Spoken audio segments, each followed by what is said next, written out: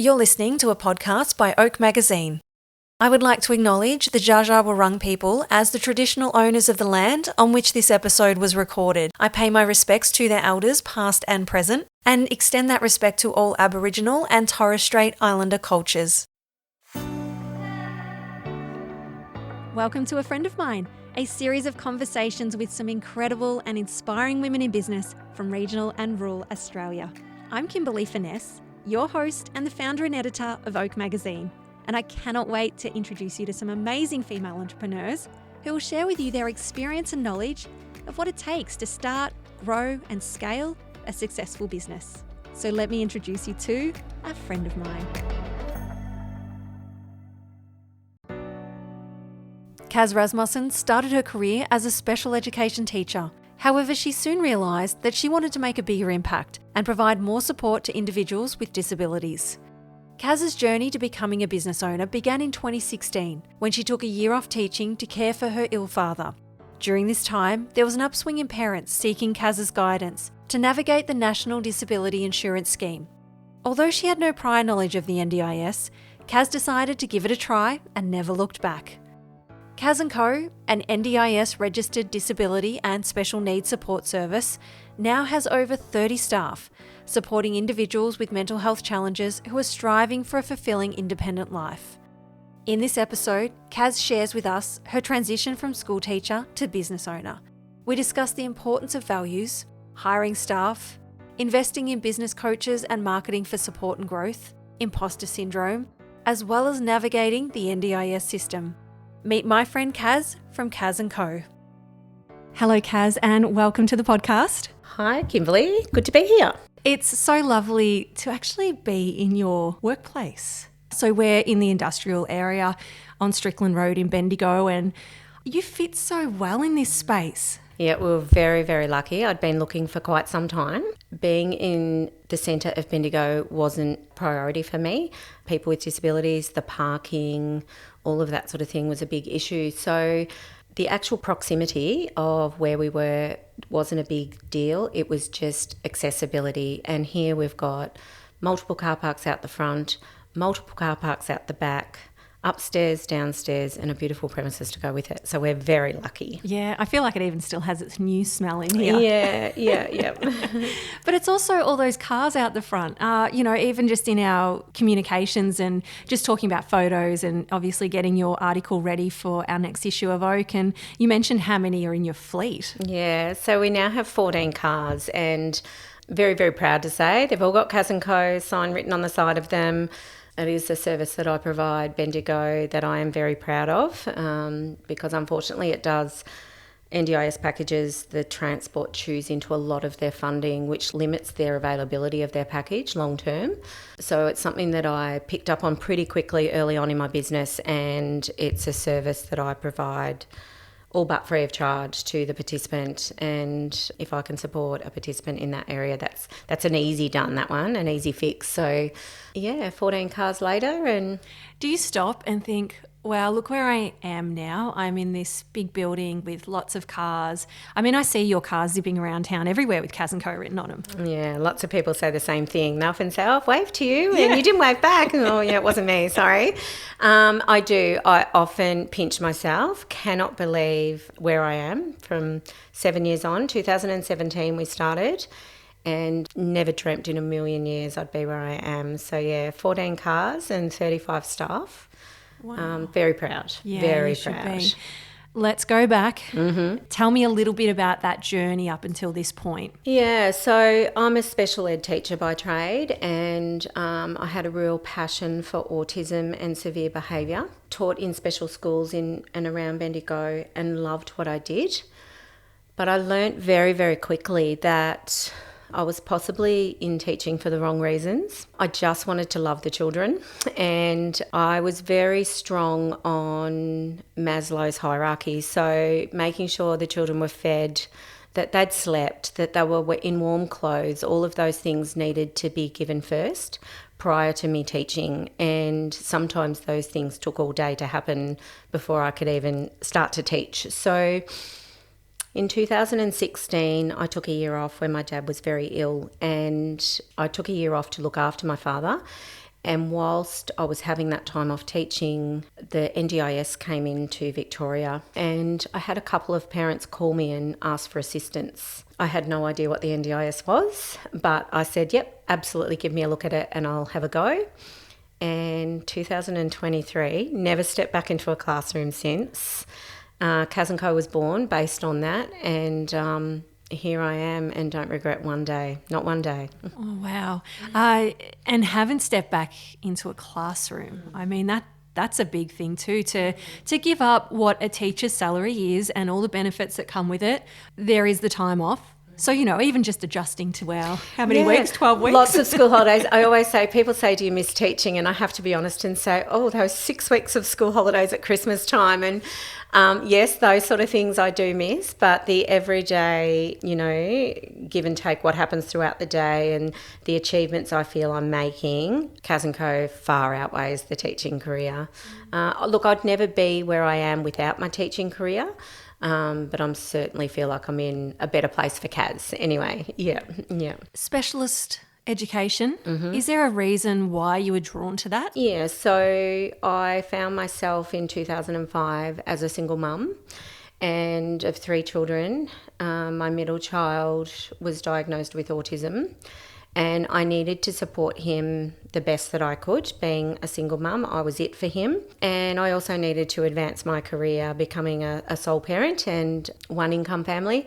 So I thought, what better way to kill 2 birds with 1 stone than to go into special ed teaching, that I could support my child myself and benefit the community, which was the best decision I ever made. Yeah. Oh, that's so beautiful to hear. Yeah. Do you think your experience then as a single mum that, does have a child with autism, has that helped you as a business owner as well? Is there a level of empathy, or, you're just able to relate to how hard it is? 100%. I have parents coming to me all the time with issues that if I didn't have my own life experiences in my own home, I probably wouldn't understand. So because I do have the empathy there and the real life experience, I feel I can instantly go, yes, that's what we need. This is what an NDIS package is going to do for you. This is what we have to fight for. Just the real basic sometimes things that you don't know what you don't know. And so because I've got both ends of the scale, the business side of the NDIS, but also the personal side, they gel really well together. And I feel I'm a wealth of knowledge for people that don't know much about the NDIS and their kids, yeah. And I think that's a lot of people with the NDIS. I think it is. I think you're right. 100%. So from 2005 then, you've looked into this avenue of specialist education and then gone into your own business that specialises in NDIS. How much has that changed, even just in terms of media? When the NDIS came in 2016, prior to that, it was what they call block funding from Centrelink. So people were sent off to, you need a physio, so you're going to that one, off you go. And you need a speech therapist, you go to that one that we tell you to. In 2016, when the NDIS came in, what that gave participants was choice and control. So each individual is assessed based on their requirements and given an amount of funds that they can choose to do whatever they want with. So for instance, if they need a physio, they can go and choose their own physio. They don't have to go to a certain one. Or if they need a speech therapist, same thing. So it's given the participant so much more control over their own life choices, which absolutely they're entitled to. And all we do at Kazz & Co is support them to guide them to do that and allow them to have their choice. So it's a really beautiful thing. It seems like a basic thing, though, that we should all have is choice. Exactly. And unfortunately, prior to 2016, there wasn't that. And yep, in the media at the moment, there seems to be a lot of negativity around the NDIS. But what the media doesn't show is the positivity that surrounds it. And there are so many people living much better lives at the moment because of the NDIS. So when we talk about specialist education, I think I've mentioned a few times on the podcast that, my husband's a school teacher. He actually works in a specialist school. I always mention to him what I'm doing for the day, who I get to interview. And, I don't know if he pays any attention, but I always get oh yeah, And anyway, I had mentioned you and what we were going to talk about. And instead of hey, that sounds really interesting, and had a few questions. And I said, well, what would you ask Kazz if you were interviewing? And he's like, how do families navigate the NDIS structure? Yeah, so from my perspective, when I go into a home with a participant on the NDIS, I try my absolute best to go in with a holistic approach to the whole family. So, yes, there might be one specific family member with a disability. However, the rest of the family are living with that disability, learning that disability, trying to provide the best care for that disability that they can. And so it might not necessarily be myself or my staff working directly with the individual. It might be with the mum, or, advising on the best care for your child, or as a whole family, let's take you here to do this, whereas they would have normally go, oh no, we can't do that. It's a holistic approach for the whole family. So sometimes guiding the parents and giving them explanations to what they don't know, if that makes sense. You don't know what you don't know. So let me tell you some of the obstacles you might come up with or you're about to face, and we'll be 2 steps ahead of them and try and navigate down that path. It must be a tricky job. So his other question were, how do families with intellectual disabilities navigate the complexity of NDIS? Yeah. So that is, a family member might also have an intellectual disability, which does happen. 100%, and I've got many, many on my books. So we have a team of not only support workers, but support coordinators, and they will coordinate the whole NDIS package for them. And obviously with consent and etc., they can even speak on their behalf. Once again, it comes back to they don't know what they don't know. So that's our job, to educate them on what can be of service under the NDIS package. So, yeah, we do a lot of that work for them behind the scenes. Yeah. I know there's days where it's really rewarding and there's those funny moments and, great moments, but I'm assuming there's also some really hard ones. It's possibly quite a heavy job load mentally. Absolutely. How do you manage through that? How does your staff manage through that? Many, many days we go through obstacles. The biggest obstacle is not enough funding for what the participant would like to do. That's an everyday occurrence. But we utilise what we can. So it could mean that we'll cut our hours or days back here to support you in another area that is obviously more important to them. So we try to utilise as best we can. I'm not going to lie, Kazz does go above and beyond, and often I prefer not to charge for my hours, only because I can see the benefits for the participant most of the time. Do you love the idea of taking the hard work out of shopping, knowing that someone else has curated for you endless apparel and homewares options that are high quality, often handmade, and always beautiful? At Vivian Kate, the focus is on natural fibres and a timeless earthy style. You'll find high-quality clothing in classic styles, unique homewares such as cowhides and handmade ceramics, gorgeous aromatherapy-based skin and body products, and so much more. Personally, I love the selection of jewellery. Karen from Vivian Kate is all about connection and understanding what you need, and she offers a personal styling service by appointment. Karen loves to support other regional women in business and has a wide network of talented friends from all over the country, whose work she stocks in store in the beautiful regional town of Yakandanda in northeast Victoria. The Vivian Kate website mirrors the charm of the bricks and mortar store, ensuring you can access the same carefully selected items with just a click. Find out more by visiting www.viviankate.com or check out our show notes for links. In terms of the business, how scary was it stepping in and launching your own? Again, especially when it's something like the NDIS and there's funding, there's guidelines, there's so much around it. Yeah, so huge, absolutely huge and very daunting. But what I did do, which was probably the best decision I made, was there are not too many registered NDIS providers. You can become a provider without being registered. However, becoming registered, which was a substantial cost, but it's made me compliant, and I go through audits every 18 months and I keep up to date with the latest rules, regulations, guidelines, pricing, all of that. And I'm mandated to do that because I'm registered. But that also means from a participant point of view, they know being a registered provider, NDIS has approved me. So there's no dodginess, not that I like that word, but I have to be compliant, and I'm very proud to say I am. And that has helped me to navigate to where I am today. I can't imagine how much you have to keep up with. And we're in your office. I'm then wondering, how often do you get out still versus, having to work on the business, all the paperwork, keeping everyone in line, checking, it's a task. I'm not going to lie. It is a task. I much prefer to be on the front line, I say, out with my participants. However, it is a job that has to be done, and I have a brilliant network support behind me. Employing the right people can be a bit tricky at times, but once you've got those people in place, it certainly helps in the back end, yeah. When did your first hire happen? How early into that business? Yeah, I started in 2017 as a sole trader, and in 2019 I became a company. 2018 was the first time I employed. Even going from sole trader to company, how did you make that? Was that an accountant that helped you out? It was definitely an accountant, and that was another big hurdle I came across. I think I've been through 4 accountants in Bendigo, just trying to get that right fit for me and not understanding what I needed. Once again, it comes back to you don't know what you don't know.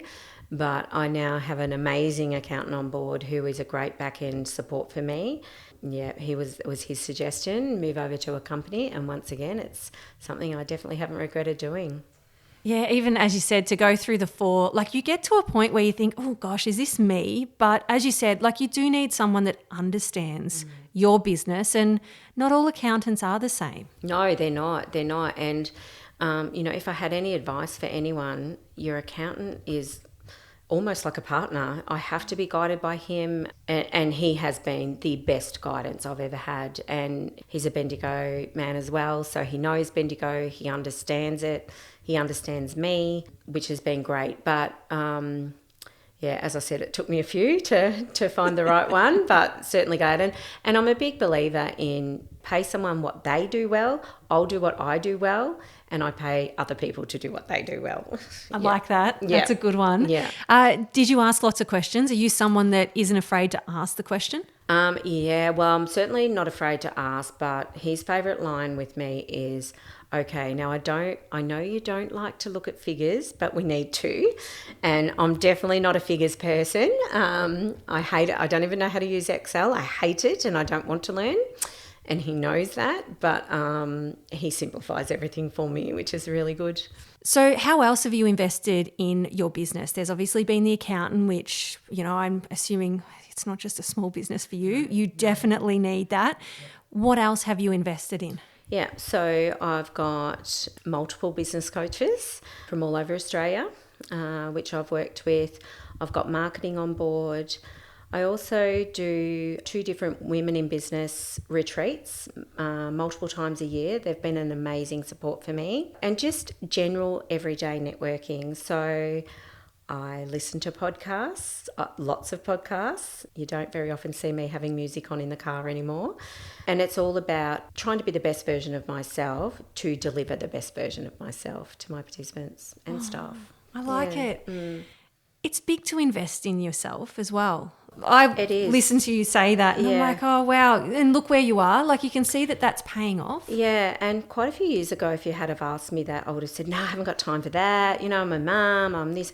But I've really reaped the benefits of putting me first, and self-care has just been huge, especially as my business has grown. And yes, I work long hours, but I love what I do, so it doesn't feel like I work. But I also don't feel guilty anymore in pampering myself, and as I said, retreats and little holidays here and there and massages, all of those sort of things, and I love it. I might need to prioritise those parts first. Now, when you talk about the business coaches, what's been your biggest takeaway from having those coaches, those mentors on board? Yeah, they've all offered me something different in different areas, but in probably the biggest thing is focus on my values. What are your values? And when things aren't going right or I'm feeling like I'm not getting what I need from the business, go back to the core of my values. What are they? Focus on them. And every time it's right. Every time I'm not getting what I need or I want, or like the results I want, I'll go back and is this lining up with my values? Probably not. Yeah. Yeah. So what are your values? Professionalism, honesty, and communication are the three big ones. And usually, if I am encountering some kind of an issue, usually one or more of those values are not being adhered to. From teaching to business owner, what are some transferable skills that you've found you can take from the classroom to your desk? Yeah, so the biggest thing I've probably taught myself is that my values with teaching, so going back to that Maslow's hierarchy of wanting the children fed, wanting them feeling safe, wanting them nice and warm, my values were right, even though I was probably in the wrong setting. Being the education setting, which focuses more on, academic, reading, writing, all of those things. My core values were in the right place, and knowing now what I do now, going back to when I was in the classroom, I still don't regret one bit of having those values at the front face of my teaching. And, I've got a couple of little participants that I did teach when they were younger that I now have on board as NDIS participants, purely from when they were in the classroom with me. So I'm super proud of that. It's just the values. I just have to keep going back to those values. And yeah. I was at a conference at the weekend, Australian Women in Agriculture conference. We had a few guest speakers and one of them spoke very highly about her values as well. And they weren't words, they were more phrases. And again, just coming back to them when a project doesn't work, coming back to that.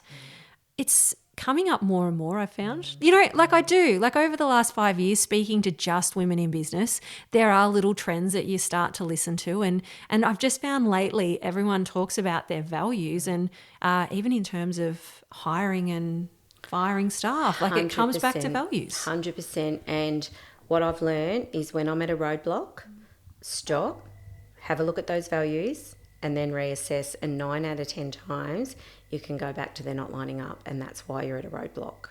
They're the core of everything. Was that really early on that you established those? And I asked that because, can a business be too small for values? So to become a registered NDIS provider, I had to have values. It was part of the audit. And I think I had about 8 or 9. I'm not going to lie. There were way too many.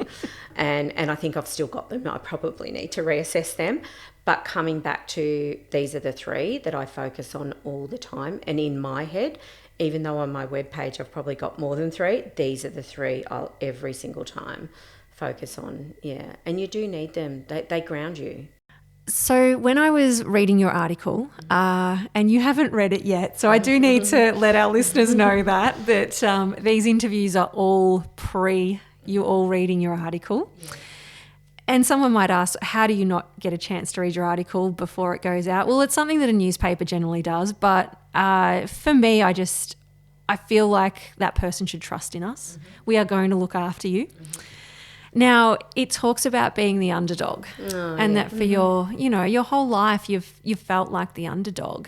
Do you want to talk to me about that feeling? Yeah, so... and I don't mean to make you cry. No, that's okay. So I'm one of 5 siblings. I'm the middle child.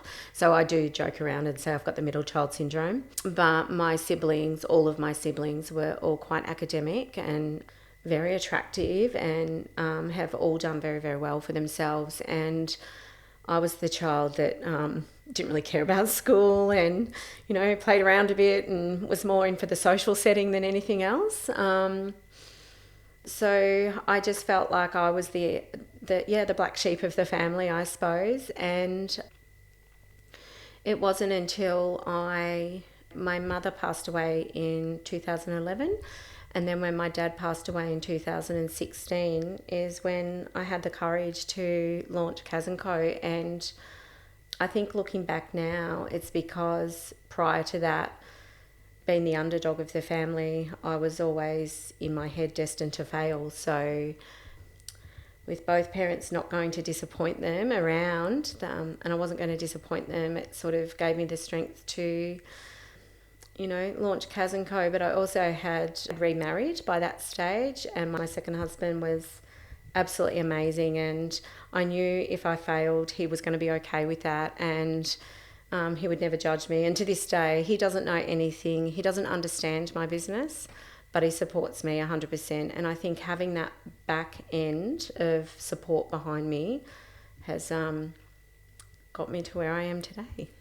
Yeah, it's incredible how much power having someone believe in you has.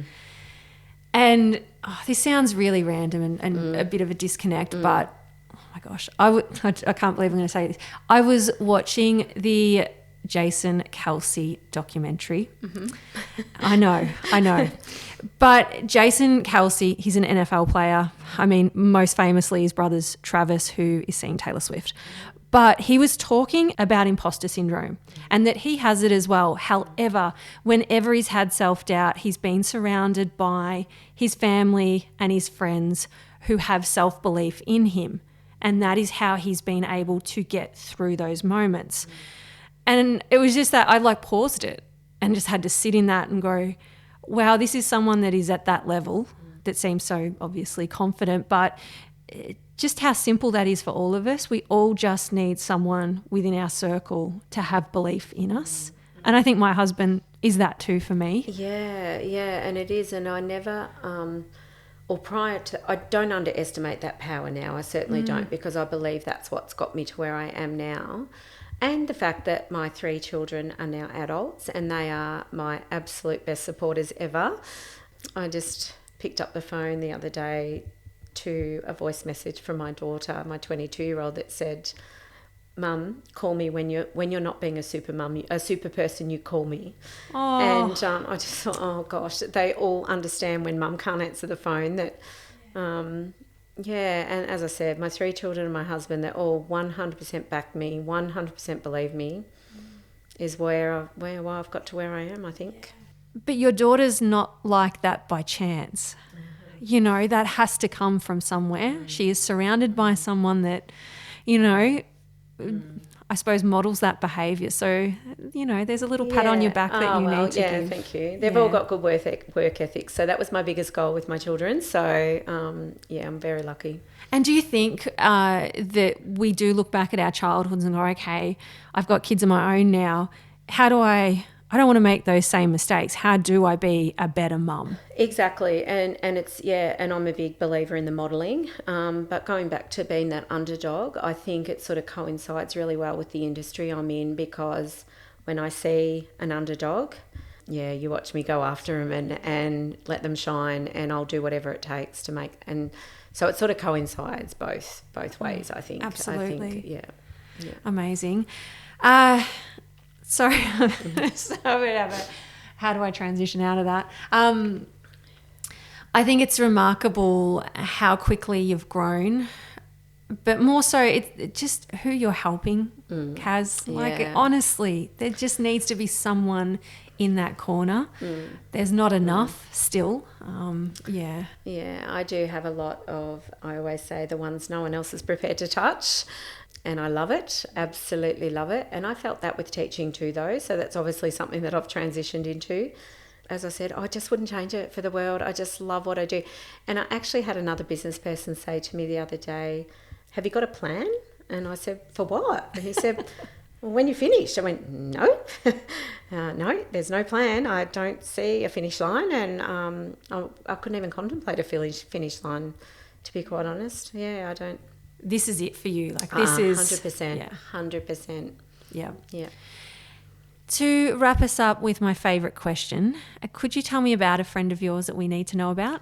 Yeah, so I do have one friend in Bendigo that has a small business. Her name is Jamie Hudson, and she runs Sparkling Clean. And what I love about Jamie is, with the cohort of participants that I have, sometimes cleaning their home can be a little overwhelming, we'll say.